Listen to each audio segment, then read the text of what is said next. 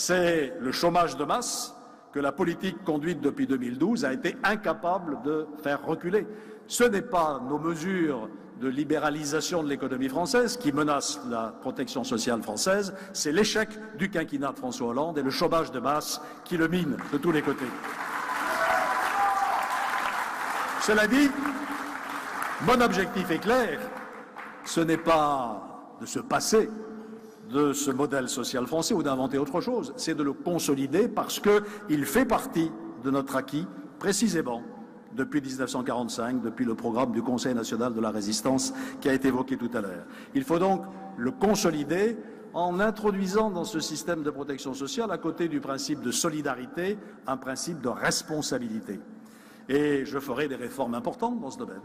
Je réformerai les retraites. Il faut impérativement, si vous voulez, jeunes gens et jeunes filles, alors pour l'instant vous dites ça ne nous concerne pas, mais vous verrez, ça vous concernera un jour, si vous voulez avoir des pensions de retraite, il faut qu'aujourd'hui nous décalions l'âge légal de la retraite à 65 ans. Tout le monde l'a fait, il faudra le faire par étapes, mais il faudra le faire avec détermination et je lancerai ce processus dès le lendemain de mon élection si je suis élu président de la République. Il faudra aussi réformer l'indemnisation du chômage parce qu'on sait qu'elle donne lieu à des abus. Il faudra clarifier tout ce maquis des prestations sociales, non pas pour les supprimer naturellement, mais pour s'assurer de quelque chose qui me paraît essentiel si nous voulons éviter la dérive vers l'extrême droite, c'est qu'on devrait toujours avoir en France intérêt à travailler plutôt qu'à ne pas travailler lorsqu'on peut trouver du travail. Et ceci me conduira à mettre au point un compte personnel unique où on additionnera toutes les prestations, l'allocation personnalisée au logement, les allocations familiales, le RSA, de façon à s'assurer que l'ensemble de ces prestations reste inférieur aux revenus d'un travail pour inciter à reprendre du travail chaque fois que c'est possible.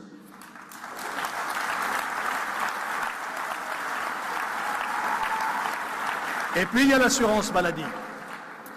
La santé, c'est ce que nous avons de plus précieux. On peut essayer de hiérarchiser tout ce qui nous préoccupe dans nos têtes, etc. Mais finalement, le plus important, c'est la santé.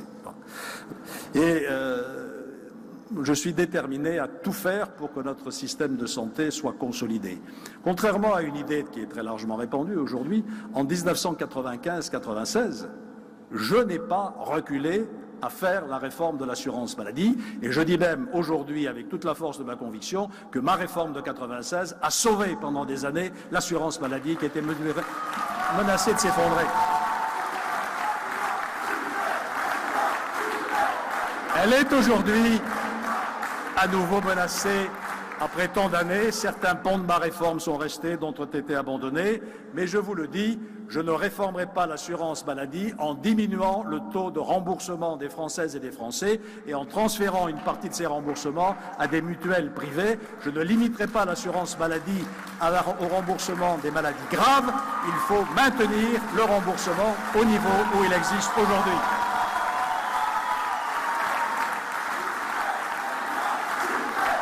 Et il y aura d'autres moyens de rétablir l'équilibre des comptes. On sait que la gestion des caisses de sécurité sociale ou d'assurance maladie peut être améliorée.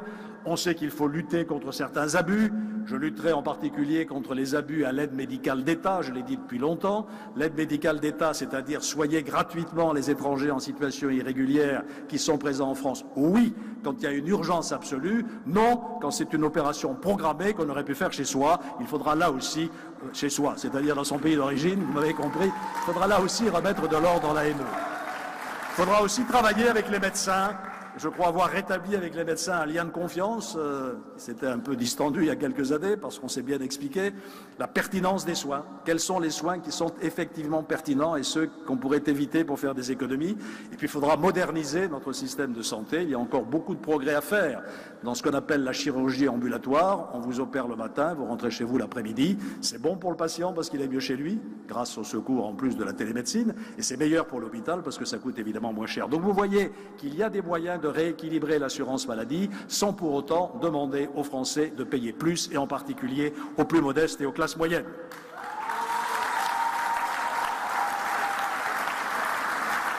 Et puis, dernier sujet que je voudrais évoquer sans être évidemment complet, le rôle de la France dans le monde. Je veux refaire de la France une puissance d'influence mondiale. C'est sa tradition, elle en a les moyens, à condition bien sûr, et c'est le préalable absolu, qu'elle reconstruise une économie compétitive et dynamique.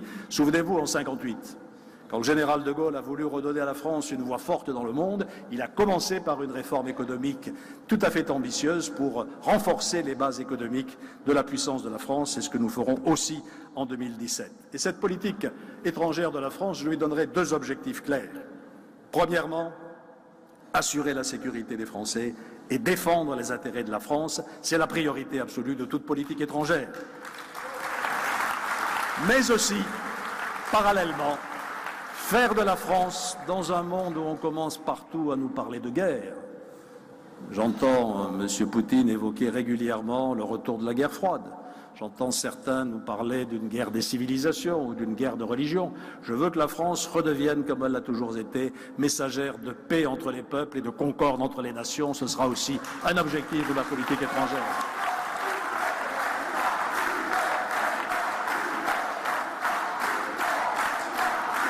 Nous ne le ferons pas tout seuls. Et je regrette beaucoup que dans cette campagne, on n'ait pas pu véritablement parler de l'avenir de l'Europe. On me dit que ça n'intéresse personne, je n'en suis pas sûr. C'est vrai qu'aujourd'hui, les peuples européens ne comprennent plus la façon dont l'Union européenne fonctionne, notamment après le Brexit, et qu'il faut répondre à cette incompréhension. Il faut inventer une nouvelle Europe. Mais je vous dis ma conviction absolue, si dans ce monde extrêmement turbulent et dangereux où nous sommes, nous nous séparons les uns des autres, eh bien ça se terminera mal. Il faut rester ensemble pour affronter les défis du XXIe siècle. Rester ensemble, ça veut dire donner à l'Europe des vraies frontières stables et contrôlées. Stables, c'est-à-dire stop à de nouveaux élargissements. La Turquie n'a évidemment pas sa place comme État membre de l'Union européenne, pour toute série de raisons. Et puis des frontières contrôlées. On fait quelques petits progrès en ce moment. On avait une agence qui s'appelait Frontex qui était incapable de contrôler les frontières extérieures. On commence à lui donner des moyens nouveaux. Il faudra aller beaucoup plus loin dans ce sens pour que ce contrôle soit efficace et que nous ne soyons pas obligés, in fine, de remettre des frontières définitives entre la France et l'Allemagne. Vous voyez la régression historique que cela représenterait par rapport à ce que nous avons vécu au siècle dernier. Il faut en second lieu renforcer ce qui est fort. Et je voudrais vous rendre attentif à cela. L'euro nous protège. L'euro nous a protégés de toutes les turbulences qui peuvent se produire sur les marchés des monnaies. Et donc il faut renforcer la zone euro en allant plus loin dans l'harmonisation fiscale et en définissant un socle de droits sociaux qui deviendra peu à peu commun entre les pays de la zone euro. Il faut aussi redéfinir les règles du jeu entre Bruxelles et les États et les capitales nationales. Bruxelles doit légiférer moins, sortir moins de normes, et les États doivent reprendre toute la part de décision qui leur revient. Il faudra aussi que l'Europe lance des politiques structurantes dans des domaines comme celui de l'énergie, comme celui du numérique. Et puis enfin, il faudra bien se poser une question centrale. Qu'est-ce qui nous unit? Qu'est-ce qui nous rassemble, Européens? Est-ce que nous avons quelque chose en commun? Parce que si on n'a rien en commun, effectivement, il vaut mieux se séparer. Et c'est pour ça que je voudrais poser cette question. Qu'est-ce que c'est qu'aujourd'hui le bien commun européen? Qu'est-ce que c'est que la civilisation européenne? Je crois qu'il y a une civilisation européenne. Quand on est à Shanghai, on n'est pas en Europe. Quand on est à Lagos ou à Johannesburg, on n'est pas en Europe. Et je ne dis pas ça par mépris pour les autres, je dis que c'est simplement différent. Quand on est au fin fond de l'Amérique de M. Trump, je ne suis pas sûr qu'on soit tout à fait en Europe. Donc nous avons un bien commun, un certain nombre de valeurs, un héritage historique, un attachement à la démocratie. C'est cela qu'il faut faire apparaître. Et plutôt que de faire un traité, je voudrais qu'ensemble nous élaborions une sorte de déclaration solennelle des peuples européens et que cette déclaration, on la soumette le moment venu au référendum de tous les peuples européens.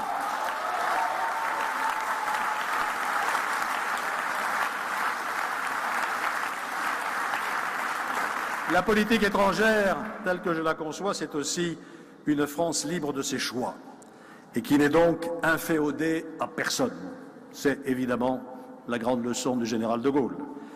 Pas inféodée à notre allié américain, je dis bien à notre allié américain, c'est notre allié, naturellement, et nous n'oublierons jamais le prix qu'ils ont payé pour nous aider à nous libérer du nazisme.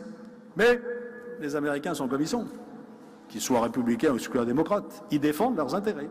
Et donc, face aux Américains, il faut que nous soyons capables de défendre aussi nos intérêts, en particulier en matière commerciale. Il faut nous doter des outils de politique commerciale qui nous permettent de lutter contre les formes de concurrence déloyale. Il n'y a pas que les Américains, il y a aussi les Chinois. Et puis, aujourd'hui, M. Trump nous dit il faut payer pour votre défense. Je peux le comprendre. Mais si on paye, on commande. Et c'est la raison pour laquelle je veux aussi que l'Europe progresse dans l'édification d'une politique de sécurité et de défense commune.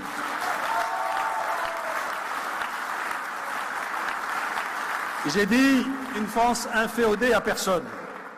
Alors après, il y a la Russie, notre partenaire russe.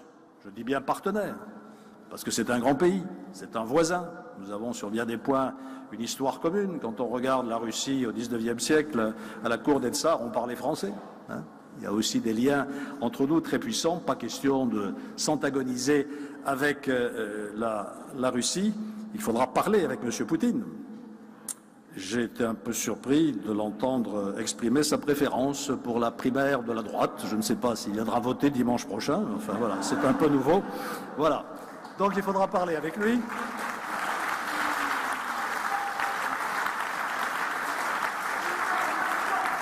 Mais parler avec quelqu'un avec qui on veut naturellement faire des choses en commun, ça ne consiste pas à dire oui, oui. Il faut savoir dire des vérités. Moi, j'ai 3 vérités à dire en particulier. Premièrement, on n'annexe pas le territoire d'un pays voisin comme la Crimée au mépris des lois internationales. Et qu'on ne vienne pas me dire qu'on a fait pareil au Kosovo. Ça n'a strictement rien à voir. Au Kosovo, il y a eu une intervention des Nations Unies et un mandat international. Ensuite, sur l'Ukraine, il y a un accord qui a été conclu pour essayer de réconcilier toutes les parties ukrainiennes. Ça s'appelle l'accord de Minsk. Eh bien, je dirais à M.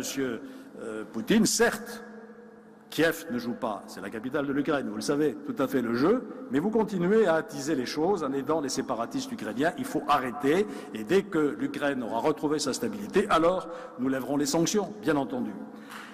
Et puis sur le Proche-Orient, je dirais à M. Poutine, nous partageons la même priorité, écraser l'État islamique. Et nous sommes décidés à participer à la coalition internationale qui l'écrasera. J'ai toujours été aussi très attentif et je retrouvais les positions, les déclarations, les interventions que j'ai faites encore en 2011 et 2012 quand j'étais au Quai d'Orsay pour la protection des chrétiens d'Orient. C'est une responsabilité que la France assume depuis des siècles, depuis François Ier et les capitulations avec l'Empire ottoman qui faisait de la France la protectrice des chrétiens d'Orient. Ils sont victimes aujourd'hui d'un déracinement de leur terre ancestrale qui est tout à fait insupportable. Il faudra là aussi se battre pour leur protection. Je pense aussi aux chrétiens du Liban, je pense aussi aux Coptes en Égypte, qui sont parfois victimes aussi de l'intolérance. Cela dit, il faut sortir de la situation en Syrie, naturellement. On ne s'en sortira que par une solution politique, et je le dis très clairement et avec beaucoup de force, cette solution politique ne peut pas passer par la restauration de Bachar el-Assad, qui est en train encore, avec les Russes et les Iraniens, d'écraser sous les bombes toute la population d'une ville innocente, des femmes, des enfants, des hôpitaux à Alep. Ceci est un scandale inacceptable. Voilà, mes chers amis, quelques positions qui sont les miennes que je voulais vous rappeler. Mais au-delà de ces choix techniques, de ces choix programmatiques, entre guillemets, on voit bien qu'aujourd'hui se dessinent 2 visions différentes de la réforme.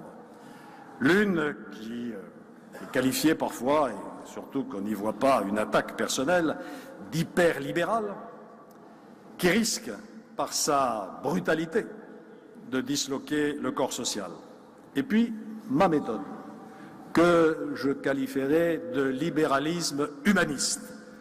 Parce que, d'un côté, je crois à la liberté, bien sûr, notamment à la liberté économique. On n'a rien inventé de mieux que l'entreprise libre, l'entreprise privée et l'économie de marché pour créer de la richesse au profit de tous. Et je mettrai donc en œuvre des réformes courageuses pour libérer nos entreprises du carcan qui les étouffe aujourd'hui, que ce soit les impôts ou la réglementation. Mais je veux agir en persuadant les Français que les réformes que nous mettrons en œuvre ne seront pas une pénitence, mais une espérance pour chacune et chacun.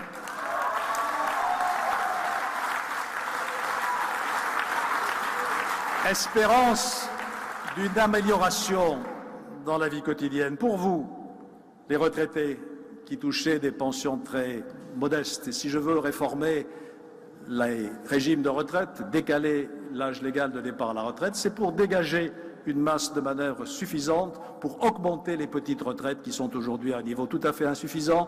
Je pense aussi à celle des agriculteurs et je rétablirai la demi-part pour les veufs, les veuves et les personnes seules qui ont élevé un enfant. Espérance pour vous aussi, les jeunes qui êtes au chômage. Un des fléaux qui minent la société française, c'est 24% de jeunes de moins de 25 ans qui sont au chômage et parfois dans certains secteurs 50%. Comment voulez-vous qu'une jeunesse ait confiance en l'avenir lorsqu'elle est dans une telle situation? Et donc je dis aux jeunes, si je veux zéro charge sur le SMIC, c'est pour vous permettre d'être recrutés quand vous n'êtes pas encore tout à fait suffisamment formés et débloquer l'embauche dans les entreprises. Et je lancerai un grand plan apprentissage qui vous donnera une chance supplémentaire de vous insérer dans la vie du travail.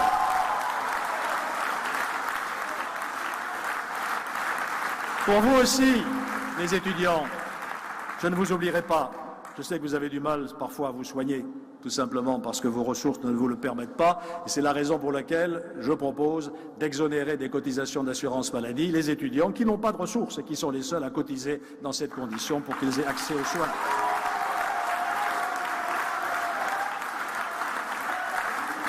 Vous aussi, les artisans, les commerçants, les travailleurs indépendants, je ne vous oublierai pas. Je sais que le RSI ne marche pas bien, qu'il faut le rétablir en luttant contre les dysfonctionnements. Et pour y faciliter cette réforme, je propose d'alléger de 2 milliards les cotisations sociales des travailleurs indépendants. Vous aussi, agriculteurs, que j'ai rencontrés si souvent pendant cette campagne, dans vos exploitations, ou alors avec vos organisations professionnelles, je ne vous oublierai pas. Et vous savez, le plan agriculture que j'ai mis au point et que, sauf si vous me le demandez instamment, je ne vais pas développer dans les minutes qui suivent. Mais il est absolument important de redonner confiance à l'agriculture française, qui est une chance formidable pour notre pays. Elle a été la première d'Europe, elle n'est plus que la 3e ou la 4e. Il faut redonner à l'agriculture française toutes ses chances, en allégeant ses charges, en allégeant les normes invraisemblable. Juste quand même une petite parenthèse. Vous savez que parfois, dans une exploitation agricole, on a intérêt à faire une centrale de méthanisation pour produire du biogaz à partir des différents déchets que génère l'exploitation agricole. Eh bien, savez-vous combien de temps il faut pour faire une centrale de méthanisation en France et combien de temps il faut en Allemagne? En France, c'est 3 à 5 ans. En Allemagne, c'est 6 mois. Et qu'on ne vienne pas me dire que c'est la faute de l'Europe, parce que c'est le même Bruxelles. C'est donc la faute de la réglementation française qu'il va falloir drastiquement simplifier.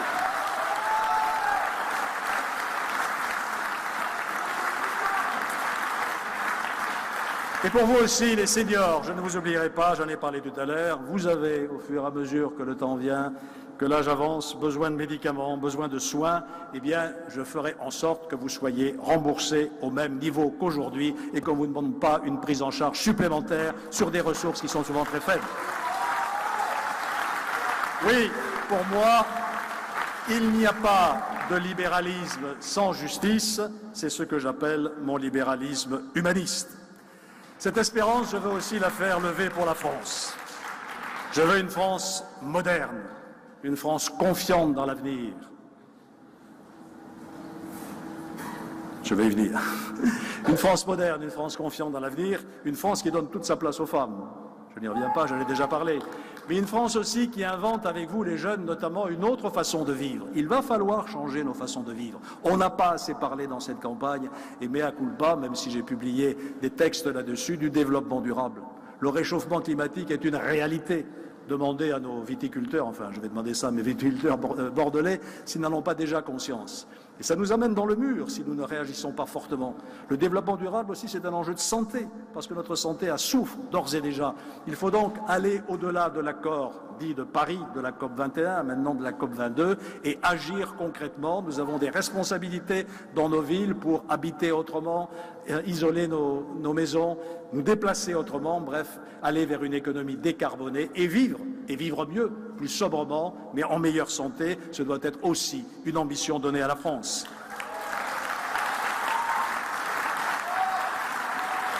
Et puis, Une France confiante dans l'avenir, c'est une France qui aborde cette révolution numérique sur laquelle Nathalie Kosciusko-Morizet aurait tant de choses à dire. Je sais qu'elle connaît magnifiquement cette question. C'est formidable ce qui se passe, ce qui va se passer, ce qui va continuer à se passer. Ça va tout changer, la santé, l'éducation, bien sûr, le commerce, la production. Moi, j'ai une fascination pour les imprimantes 3D. Je raconte toujours ça. Oui. Un jour, j'ai dit dans une réunion qu'on allait faire des maisons en imprimante 3D, on m'a dit que c'était une galéjade, sauf que je l'ai vu, l'imprimante 3D qui fait des maisons. Elle existe, elle est dans la serre numérique de Valenciennes, et aujourd'hui on sait faire en un jour ou 2 jours une maison. Donc vous voyez la révolution que ceci nous amène. Il ne faut pas en avoir peur, mais il faut faire attention. Il faut prendre des précautions. Et ça pose 2 problèmes notamment, parmi d'autres, 3. D'abord la sécurité. Cybersécurité, on est vulnérable aux attaques dans ce cyberespace. Deuxièmement, le travail. Que va devenir le travail demain? Quelles sont les conséquences sur le marché de l'emploi? Je ne veux pas allonger la sauce, mais je lisais récemment un papier d'un grand esprit américain, M. Elon Musk, qui disait mais l'emploi va disparaître et donc il va falloir donner à tous les humains un revenu universel de base pour qu'ils puissent vivre. Moi, je veux bien réfléchir au revenu universel de base, pourquoi pas. Mais je ne veux pas d'un monde où quelques-uns, les ingénieurs, les scientifiques, les grands chercheurs, vivraient de leur travail et les autres d'une allocation publique. Il va falloir inventer un autre marché du travail avec d'autres formes d'activité pour que chacun puisse vivre de son activité et pas de la finance publique. Et puis, une dernière précaution à prendre face à cette grande révolution numérique, il va falloir mettre des garde-fous éthiques aussi. Parce que les scientifiques sont formidables, ils vont jusqu'au bout de leur recherche. Nanotechnologie, biotechnologie, intelligence artificielle. J'ai vu, Nathalie, tu me corrigeras si je dis une bêtise, que maintenant il y a 2 ordinateurs qui se sont mis à se parler ensemble sans que les opérateurs humains ne comprennent ce qu'ils se disent entre eux. Donc faisons attention que ça ne nous échappe pas. Et donc il va falloir mettre aussi, y compris sur le plan de l'humanité augmentée, du transhumanisme, on va nous augmenter, on va devenir plus grand, plus beau, plus intelligent, plus fort. Attention, des règles éthiques là aussi pour bien maîtriser cette révolution numérique. Voilà, je voudrais vous parler de ça parce que c'est l'avenir. C'est l'avenir. Il faut que nous y pensions aujourd'hui et que nous nous préparions à l'assumer. Je veux enfin une France réconciliée. Je l'ai dit, je crois, l'autre soir, au terme de cette campagne qui m'a porté tant de choses, tant de contacts, tant de soutien, tant de moments chaleureux, rarement de moments désagréables d'ailleurs. C'est curieux, hein? Je ne me suis jamais fait engueuler dans aucune rue, dans aucun village, dans aucune ville.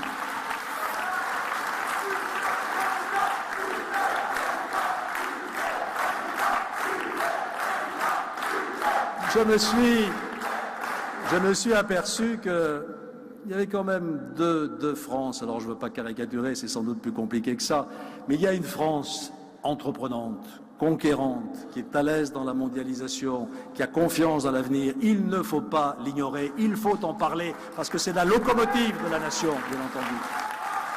Et puis il y a une France qui est malheureuse, une France qui souffre, une France qui se sent décrochée, une France de ces jeunes au chômage ou de ces personnes âgées qui vivent un peu dans la précarité ou la pauvreté. Nous avons en France un taux de pauvreté de 13 à 14% de la population totale. Un enfant sur 5, d'après l'UNICEF, qui vit dans la pauvreté. C'est aussi une réalité. Il faut que ces 2 France, nous les rapprochions l'une de l'autre et que la France en forme entraîne la France qui, elle, est aujourd'hui morose ou en panne. Et un président de la République, il doit avoir cet objectif. Montrer le chemin d'une France apaisée, réconciliée, où nous retrouverons, et je vais prononcer un mot qui m'a valu, lui, alors quelques critiques, le bonheur de vivre ensemble. Et je le dis. Ouais.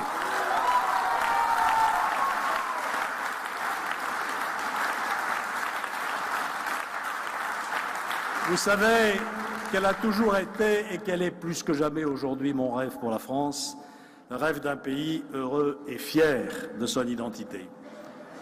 La réalité de la France, la réalité d'hier, la réalité d'aujourd'hui, la réalité de demain, c'est sa diversité.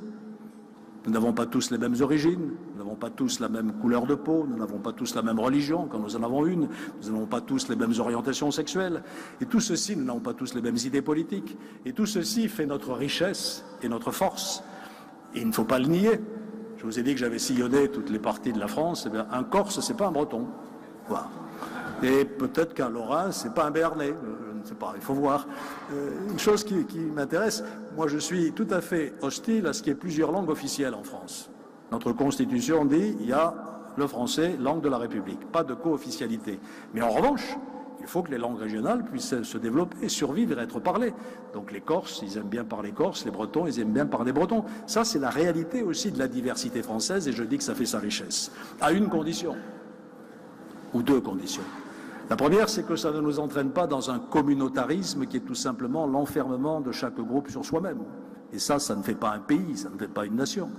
Et la deuxième condition, qui est le corollaire de la précédente, c'est que nous partagions quelque chose de très fort en commun. Le bien commun qui fonde et qui soude l'unité. On voit bien ce que c'est que ce bien commun. C'est notre histoire. Il y a eu hier un petit débat sur la question de savoir comment enseigner l'histoire. C'est vrai qu'il ne faut peut-être pas faire confiance aux inspecteurs généraux, il faut faire confiance aux historiens. Hein. C'est une science, l'histoire. C'est une science humaine, pas tout à fait exacte, mais c'est une science. Et ce n'est pas aux hommes politiques d'aller la bricoler, naturellement. C'est notre culture dont on n'a pas non plus suffisamment parlé. Je me suis pourtant beaucoup impliqué pendant toute cette campagne en rencontrant beaucoup d'acteurs culturels, en publiant mon programme pour la culture. La culture, c'est beaucoup de choses à la fois. C'est d'abord le terrain de notre épanouissement personnel qui nous amène des émotions, des satisfactions personnelles, soit qu'on aime la musique, soit qu'on aime la peinture, soit qu'on aime la littérature. C'est aussi un élément de lien social parce qu'on partage ces moments d'émotion quand on va au concert, quand on va dans un musée. C'est un élément économique. Les industries culturelles sont très importantes dans notre pays. C'est un élément de rayonnement national et international. Donc cette culture, elle fait partie de notre bien commun. Notre langue, je me bats en permanence pour la langue française, pour sa richesse. Il y a à faire. Hein. Un jour, je dis à une adolescente ou un adolescent, peu importe, je ne veux stigmatiser personne, pose cela sur le guéridon à côté. Réaction, c'est quoi un guéridon? Donc vous voyez que la langue française commence à s'appauvrir un petit peu. Donc il faut la transmettre à nos enfants et c'est le rôle de l'école. Nos racines judéo-chrétiennes, je le dis sans hésitation, il ne s'agit pas de convertir tout le monde au christianisme, et en particulier les nouveaux arrivants. Il s'agit de dire à tout le monde, voilà ce qu'a été l'histoire de France et la chrétienté nous a marqué, et continue à nous marquer d'ailleurs, ainsi que le judaïsme depuis des générations. Les valeurs de la République, cela va de soi, la laïcité, et l'égalité entre les femmes et les hommes. Voilà ce qui nous soude, voilà le bien commun que nous partageons. J'ai ajouté que ça ne suffit pas, parce que ce sont des principes. Voilà, liberté, égalité, peut-être que vous trouvez ça un peu théorique. Il faut y rajouter un supplément d'âme, il faut y mettre du sentiment. Et ce sentiment, je l'ai trouvé dans une phrase du général de Gaulle, qui dit « Je me suis toujours fait une certaine idée de la France », et il ajoute « Le sentiment me l'inspire autant que la raison ». Vous voyez, De Gaulle sentimental. Hein? Eh bien, c'est ça l'amour de la patrie, c'est ça le patriotisme, c'est ça le drapeau tricolore que vous brandissez et la Marseillaise que nous allons chanter tout à l'heure. Et voilà.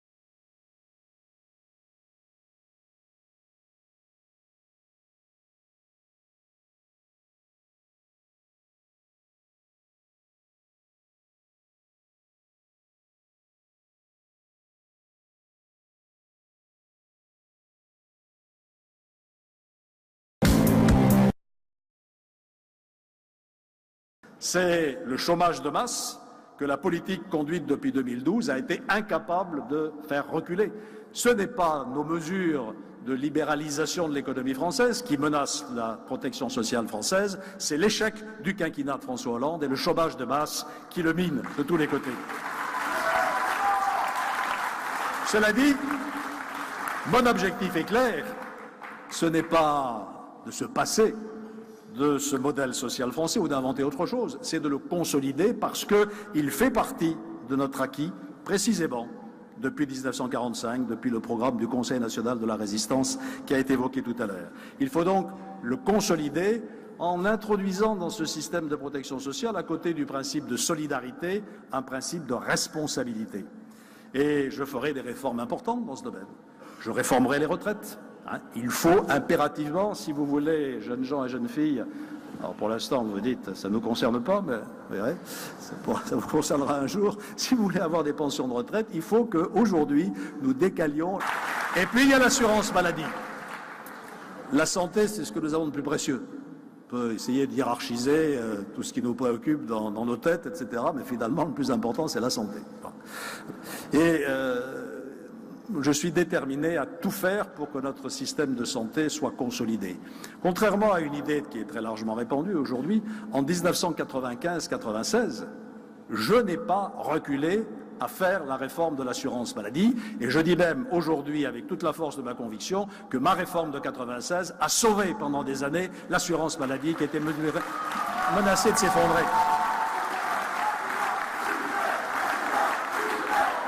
Elle est aujourd'hui à nouveau menacée après tant d'années. Certains pans de ma réforme sont restés, d'autres ont été abandonnés, mais je vous le dis, je ne réformerai pas l'assurance maladie en diminuant le taux de remboursement des Françaises et des Français et en transférant une partie de ces remboursements à des mutuelles privées. Je ne limiterai pas l'assurance maladie au remboursement des maladies graves. Il faut vous opérez le matin, vous rentrez chez vous l'après-midi. C'est bon pour le patient parce qu'il est mieux chez lui, grâce au secours en plus de la télémédecine, et c'est meilleur pour l'hôpital parce que ça coûte évidemment moins cher. Donc vous voyez qu'il y a des moyens de rééquilibrer l'assurance maladie sans pour autant demander aux Français de payer plus, et en particulier aux plus modestes et aux classes moyennes.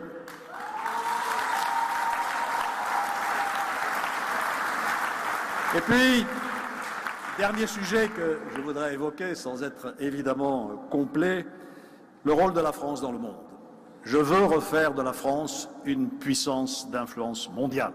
C'est sa tradition, elle en a les moyens, à condition bien sûr, et c'est le préalable absolu, qu'elle reconstruise une économie compétitive et dynamique. Souvenez-vous, en 1958, quand le général de Gaulle a voulu redonner à la France une voix forte dans le monde, il a commencé par une réforme économique tout à fait ambitieuse pour renforcer les bases économiques de la puissance de la France. C'est ce que nous ferons aussi en 2017. Et cette politique étrangère de la France, je lui donnerai deux objectifs clairs.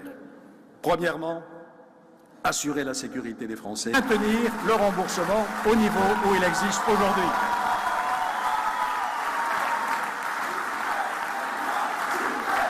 Et il y aura d'autres moyens de rétablir l'équilibre des comptes. On sait que la gestion des caisses de sécurité sociale ou d'assurance maladie peut être améliorée. On sait qu'il faut lutter contre certains abus. Je lutterai en particulier contre les abus à l'aide médicale d'État, je l'ai dit depuis longtemps. L'aide médicale d'État, c'est-à-dire soigner gratuitement les étrangers en situation irrégulière qui sont présents en France. Oui, quand il y a une urgence absolue. Non, quand c'est une opération programmée qu'on aurait pu faire chez soi. Il faudra là aussi, chez soi, c'est-à-dire dans son pays d'origine, vous m'avez compris, il faudra là aussi remettre de l'ordre dans l'AME. Il faudra aussi travailler avec les médecins. Je crois avoir rétabli avec les médecins un lien de confiance. C'était un peu distendu il y a quelques années parce qu'on s'est bien expliqué la pertinence des soins. Quels sont les soins qui sont effectivement pertinents et ceux qu'on pourrait éviter pour faire des économies. Et puis il faudra moderniser notre système de santé. Il y a encore beaucoup de progrès à faire dans ce qu'on appelle la chirurgie ambulatoire. On vous l'âge légal de la retraite à 65 ans. Tout le monde l'a fait. Il faudra le faire par étapes, mais il faudra le faire avec détermination. Et je lancerai ce processus dès le lendemain de mon élection si je suis élu président de la République. Il faudra aussi réformer l'indemnisation du chômage parce qu'on sait qu'elle donne lieu à des abus. Il faudra clarifier tout ce maquis des prestations sociales, non pas pour les supprimer naturellement, mais pour s'assurer de quelque chose qui me paraît essentiel. si nous voulons éviter la dérive vers l'extrême droite, c'est qu'on devrait toujours avoir en France intérêt à travailler plutôt qu'à ne pas travailler lorsqu'on peut trouver du travail. Et ceci me conduira à mettre au point un compte personnel unique où on additionnera toutes les prestations, l'allocation personnalisée au logement, les allocations familiales, le RSA, de façon à s'assurer que l'ensemble de ces prestations reste inférieur aux revenus d'un travail pour inciter à reprendre du travail chaque fois que c'est possible.